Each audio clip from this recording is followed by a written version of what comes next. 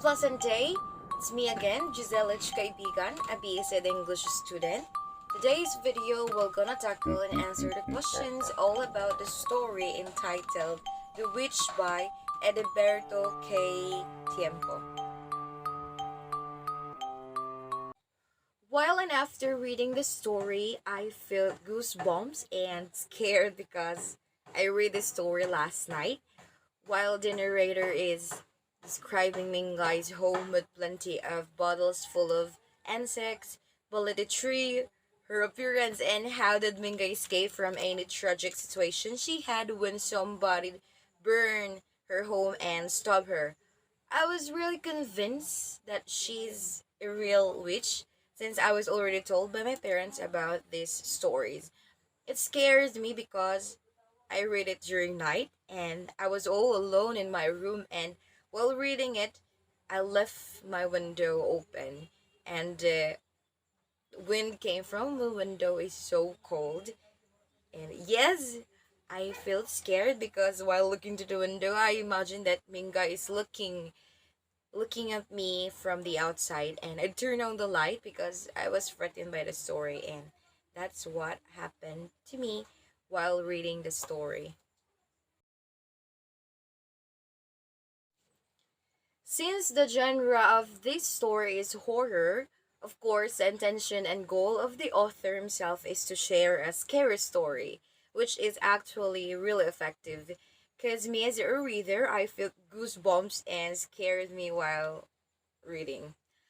Yes, the author achieved his goal because the way how the narrator described Mingai as a witch scares me a lot. Like the whole time I was reading it, feels like Minga is looking at me from the outside. Hence is the reason why the author succeed in achieving his goal. The local colors depicted in the story is the folklore here in the Philippines. We Filipino really believe in any superstitious belief. We believe in witchcraft, mangkukulam, multo, aswang, chanak, and more. In the story, it was all about a witch named Mingay Awuk. Her name was notoriously known in southern Leyte, which means a witch. People speculated her performing forbidden rituals that causes all the unfortunate incidents happen in the barrio. The Sigbin and Wakwak, they said it's just a lean, barren sow, and chickens are all dressed up as black charcoal wandering in the fields because the nature in believing such superstitious encompasses that black color is defined as a bad omen. That's why Filipino believe it's demonic or anything that resembles bad. Thus, those are the local colors depicted in the short story that are truly happening here in our country. If I were one of the characters in the story, I would also be convinced that Mingai is a real witch. I was really convinced from what I've read and from what I've heard from my mother's story because they're actually the same. My mom told me a story before that they had a neighborhood who's a wakwak. It really scares me, but there are parts there in the story that I was really confused if she's a real witch or not. When the narrator met Mingai at the creek when he is catching shrimps. However, when he came back to their home and when he looked at the shrimp's eyes, the eyes of the shrimp turned like into the witch eyes, which really convinced me and confirmed that Mingai er, is a real witch.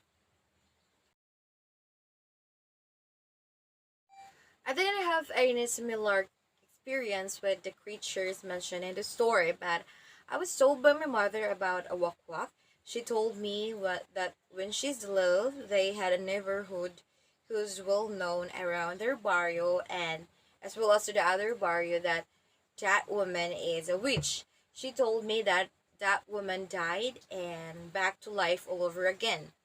One more thing is that they experience in the middle of the night someone scratching outside from their home.